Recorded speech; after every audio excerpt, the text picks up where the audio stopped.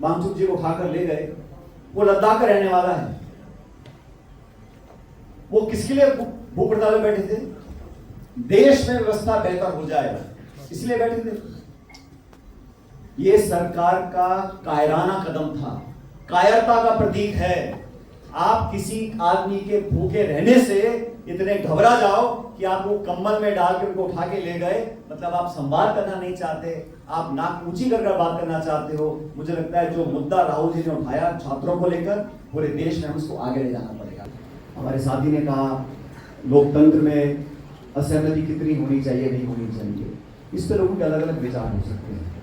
और कई बार हमें कहा जाता था कि हिंदुस्तान की संसद के अंदर, हिंदुस्तान की राजनीति में इतनी सारी पार्टियां हैं और हमारी आम सहमति नहीं बनती। चीन को देखो, वहाँ पे एक पार्टी का शासन है और कितना विकास हो गया, ये तुलना करते थे लोग। और मैं इसलिए कह रहा हूँ कि जब हमारे देश का निर्माण हुआ था तो हमारे यहाँ जो विभिन्नताएं हैं वो किसी और मुल्क में नहीं है, और हम सबको साथ रखने के लिए हर आवाज़ को सुनना बहुत जरूरी है।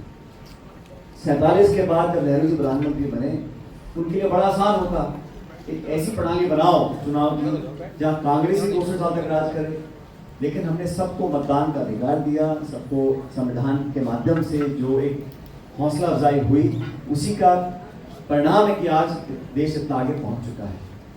लेकिन जैसा राहुल जी का भाषण में सुन रहा था कल देहरादून में, उन्होंने जो बात बोली, एक बार भी उन्होंने बीजेपी का नाम नहीं लिया, उन्होंने कांग्रेस का नाम नहीं लिया, उन्होंने सरकार की आलोचना नहीं की। उन्होंने कहा कि हमारे देश में धीरे धीरे जो व्यवस्था बन गई है वो लोगों का पैसा चूसने की मशीन बन गई है शिक्षा के विभाग में, और उसके ऊपर अन्याय हो रहा है। आप कोचिंग करो, ट्यूशन करो, किराया दो, मेस का किराया दो, खाने का, किताबों का, लाखों रुपए गरीब परिवार में पेट काट के उस पूंजी को अपने बच्चों के भविष्य में लगाता है। उसके बाद पेपर लीक हो जाता है, फिर कैंसिल होता है। और कई बार जैसे CBSE में हुआ, जो पेपर चेक करते हैं वो ऑनलाइन मार्किंग कर रहे हैं, उसमें पेपर बच्चे ने लिखा क्या है, नंबर कुछ और आ रहे हैं। तो अगर 2, 10, 20 के साथ होता है तो बाकी लाखों बच्चों को लगता है कि भाई क्या विश्वास हमें है इस व्यवस्था के ऊपर कि हमारा पेपर ठीक चेक हो रहा है कि नहीं हो रहा है।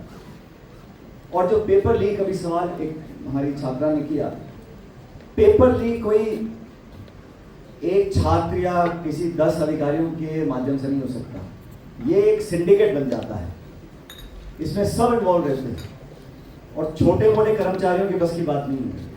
ये तो बड़े स्तर पर, मैं नहीं कह रहा हूं उनकी मिलीभगत है, लेकिन जानकारी के अभाव में इतने बड़े स्तर पर कोई पेपर लीक नहीं कर सकता। और जो ऊपर बैठा संरक्षक है वो ही अगर इस काम को होने दे, उनकी नाक के नीचे हो रहा है और उनको जानकारी नहीं है तो और भी बड़ा पाप है। आपके पास जिम्मेदारी इस बात की है कि निष्पक्ष पारदर्शी आप परीक्षा कराएं, और बच्चों को वैसी नौकरियां बहुत कम है। आज मैं देखता हूं MA, AA छात्र छात्राएं पास होकर क्लास 3rd क्लास की, 4th क्लास की नौकरी की अप्लाई करते हैं। क्यों? क्योंकि देश में ऐतिहासिक बेरोजगारी है। मैं चर्चा नहीं करना चाहता हूं महंगाई कितनी है, किसानों का क्या हाल है, मध्यम वर्ग का क्या हाल है, पेट्रोल डीजल की क्या दाम है, वो आप सब जानते हैं। लेकिन मुद्दा यह है कि जवाबदेही किसकी है। नीट का पेपर पिछली बार लीक हुआ, CBI की जांच हो गई, CBI ने किसको जेल में डाला, किसका इस्तीफा हुआ, वो जांच की रिपोर्ट है कहां, किसी को मालूम नहीं। तो हेडलाइन मैनेजमेंट, एक नया सूफा छोड़ दो, लोगों का ध्यान वहां डाइवर्ट कर दो, ये तो इंतजार करते हैं मुद्दा जैसी ठंडा पड़े किसी और मुद्दे को लेकर आ जाए। लेकिन ये छात्र घर में 1 या 2 हो सकते हैं, लेकिन भविष्य पूरे परिवार का रहता है। ऐसा कोई बाप नहीं है, ऐसी कोई माँ नहीं है जो नहीं चाहती कि हमारे बच्चे हमसे आगे बढ़ें। चाहे वो रिक्शा खींचता हो, ठेला लगाता हो, नौकरी करता हो, नेतागिरी करता हो, हर माँ बाप चाहेगा कि मेरा बच्चा बच्ची मुझसे आगे जाए, मुझसे अच्छी तो तालीम मिले। शिक्षा के लिए लोग अच्छा स्कूल ढूंढते हैं, ट्यूशन कराते हैं। लेकिन राजस्थान में, जैसा मैंने पहले भी कहा, चिकित्सा और शिक्षा सबसे महत्वपूर्ण डिपार्टमेंट्स हैं। अगर कोई सरकार गर्भवती महिलाओं को मरते हुए देख सकती है कोई सरकार छोटे बच्चों को छत से दबता हुआ मरता हुआ देख सकती है तो सरकार से उम्मीद नहीं करनी चाहिए। लेकिन देश में आज जो माहौल बना है ये हमारी देन नहीं है। हम तो विपक्ष में बैठे 12 साल से केंद्र में और 2.5 साल से इस प्रदेश में, लेकिन जो लोग चिल्ला चिल्ला कर बोलते थे महंगाई, करप्शन, बेरोजगारी, आप में से कितनों को पता है कि आज देश में जो लोकपाल का नाम क्या है? किसी को मालूम है कौन है हिंदुस्तान का लोकपाल या प्रदेश का कौन है? उस पर पूरे देश में मनमोहन सिंह जी को क्या क्या लोगों ने नहीं कहा। आज वो भला आदमी दुनिया में नहीं है। मुझे सौभाग्य रहा कि मैंने उनके साथ काम किया। उनसे नेक और ईमानदार और सहनशील आदमी कोई नहीं हो सकता। मनमोहन सिंह जी के कदम के अंदर क्या क्या बोला गया हमने सुना उस बात, लेकिन आज दुनिया याद करती है। आज के दिन अच्छे दिन है या मनमोहन सिंह जी वाले अच्छे दिन थे? उन्होंने क्या कुछ नहीं किया। 10 सालों में देश की आर्थिक व्यवस्था, देश में सबको साथ लेकर चलना, कोalition सरकार को लेकर चलना, हमारी परमाणु करार से लेके तमाम भर का जो कानून बने, नरेगा से लेके सूचना का अधिकार, शिक्षा का अधिकार, ये सब कांग्रेस सरकार ने बनाया। मैं कल गांव में गया, मैंने पूछा भाई नरेगा के क्या हाल है? कैसा? वो तो बिल्कुल काम खत्म, नाम बदल दिया और कार्यक्रम ठप। 2-3 दिन पहले मैं बांसवाड़ा में था, सारा क्षेत्र आदिवासी भाई बहनों का है। नरेगा से मजदूरी कौन करता है? कौन सेठ साहूकार जाके तसला मट्टी पटकता है? गरीब लोग जाते हैं जिनको कमाई के लिए 100-200 रुपए अतिरिक्त मिल जाए जेब में डालने के लिए। नरेगा बंद कर रखी। जो अच्छे काम हम करके गए थे उनको समाप्त कर दिया। और आज ऐसा माहौल बन गया कि एथेनॉल हम पे थोपा जा रहा है। अरे हमको नहीं डलवाना पड़ेगा। गाड़ी मोटरसाइकिल इंजन ठप हो रहे हैं, कोई परवाह नहीं। ये जो काम हो रहे हैं ये क्यों करे जा रहे हैं? उनको पता है चुनाव आएगा परिसीमन करवा देंगे। जो नेता ज्यादा बोल रहा है उस किसी का आरक्षण करवा देंगे, और कोई ज्यादा ही बोल रहा है तो 2-5 दिन हवाला में पड़ा उसको मुख्यमंत्री बना देंगे। ये जो सरकार का काम करने का तरीका, मैं इसलिए बता रहा हूं कि नौजवानों को समझना पड़ेगा। चुनाव की हार जीत ही इन लोगों का भविष्य है और कोई मापदंड नहीं है। जैसा टीकराम जी ने कहा, जो विरोध करना चाहता है, हमारे देश पहले आंदोलन हुआ करते थे, सरकार किसी की भी हो, नेहरू जी की हो, इंदिरा जी की हो, मनमोहन सिंह जी की हो, एक लेबर मूवमेंट होता था, स्टूडेंट मूवमेंट होता था, लोगों से संवाद होता था, लॉन्ग मार्च निकाले जाते थे, हमारे कम्युनिस्ट भाई बहन निकालते थे, अलग पार्टी के लोग निकालते थे, एक संवाद होता था। कोई विपक्ष नेता कुछ बोलता था, उससे पूछ आ जाता था, उससे एक संपर्क साधा जाता था। आज जिस प्रकार वांगचुक जी को उठाकर ले गए, वो लद्दाख का रहने वाला है। वो किसके लिए भूख हड़ताल में बैठे थे? देश में व्यवस्था बेहतर हो जाएगा इसलिए बैठे थे।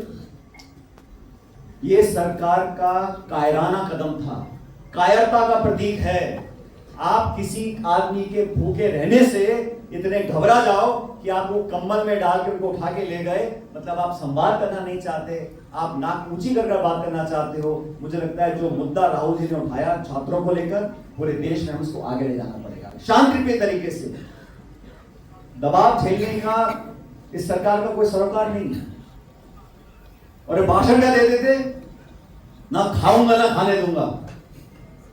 अभी जूली साहब अयोध्या में आपने जिक्र किया, वो ट्रस्ट के चेयरमैन हैं अयोध्या राम मंदिर के, वो तो चुनाव जीत के नहीं आए, उनको तो अपॉइंट किया है ना। नाम क्या उनका? चंपत राय। पूरा चंदा चंपत कर गए और कोई खुशी नहीं। मैं पिछले दिनों आगरा गया था कार्यक्रम करने के लिए, मैंने कहा भाई आप यूपी के लोगों को वहां क्या रहा है चंदा चोरी का? मतलब FIR हो गई, किसके खिलाफ हुई है?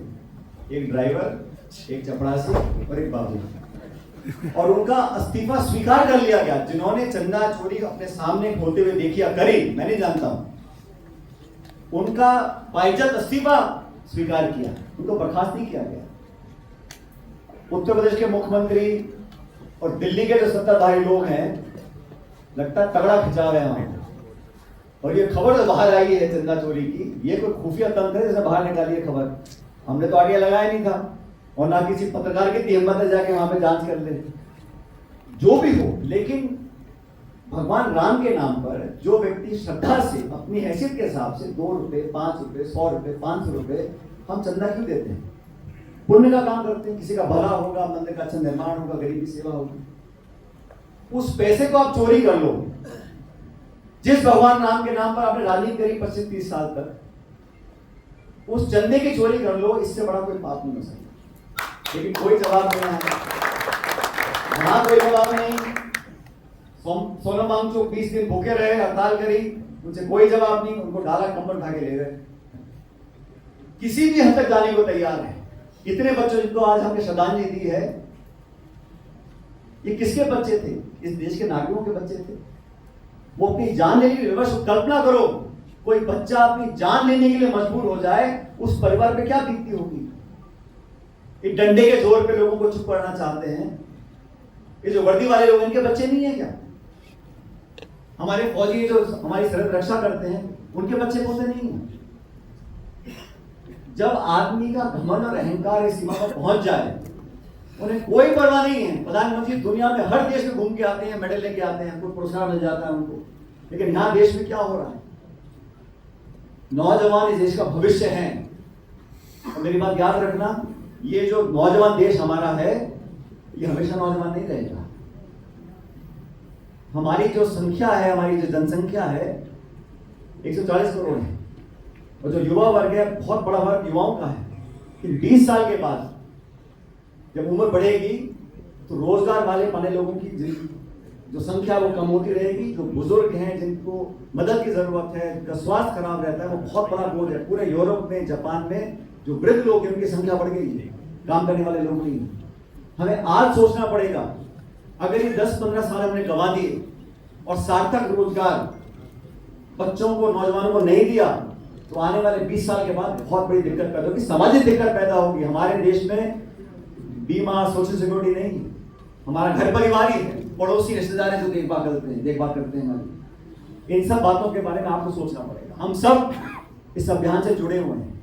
आज कोई चुनाव नहीं है, कोई वोट नहीं पड़ रहे, लेकिन नौजवान हमारे देश के जो बच्चा बच्ची हैं, वो किसी जाति बिरादरी के हैं, हमारी अमानत है।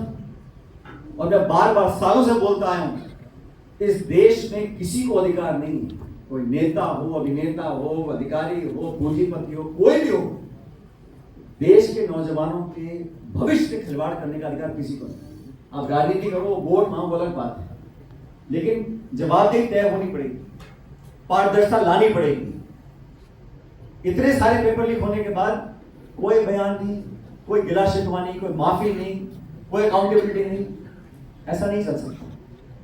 और ठीक कहा, संविधान बहुत बेहतर है हमारा, लेकिन अम्बेडकर जी ने कहा था, संविधान हम कितना बढ़िया बना लें, लेकिन अगर चलाने वालों के नियत में खोट आ गया तो ये कागज की किताब कुछ नहीं कर सकती। इसीलिए राहुल गांधी जी और खड़गे साहब, हम सब इस संविधान को अपना धर्म मानते हैं। संविधान से देश चलता है, कानून से देश चलता है। अभी जैसा आप कहा रुली जी ने, ये 240 सांसद बीजेपी के पास हैं, और नायडू जी, नीतीश कुमार के सांसद मिला के सरकार चल रही है। गठबंधन की सरकार है, लेकिन अपने बिल पास कराने में कोई दिक्कत नहीं आती।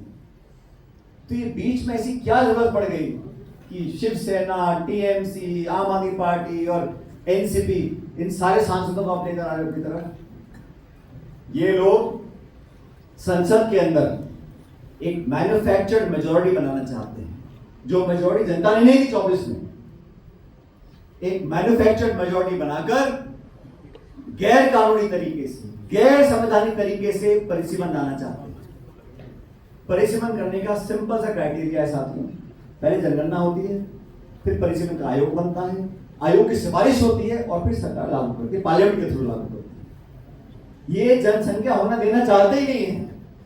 जनसंख्या होगी, आंकड़े आएंगे, असलियत सामने आएगी, लोग डिमांड करेंगे, तो जनगणना से पहले ये सांसदों को इधर उधर कर परिसीमन का विधेयक पारित कराना चाहते हैं। इनका ध्यान इसमें नहीं है कितने बच्चे हमारे परेशान हो रहे हैं, अपनी जान लेने के विवश हो रहे हैं। इनको तो अपना राजनीतिक सिद्ध जो अपना मकसद है वो साधना है। इसलिए देश नौजवानों का है, भविष्य आप लोगों का है। हम सब आपके साथ खड़े हैं, राहुल गांधी जी हो, हम सब लोगों, पूरे देश के लोग नौजवानों के साथ खड़े हैं। हम सिर्फ न्याय चाहते हैं, हम जवाबदेही चाहते हैं। और ये कितना भी लोगों को परेशान करें, आंदोलन को रोकने की कोशिश करें,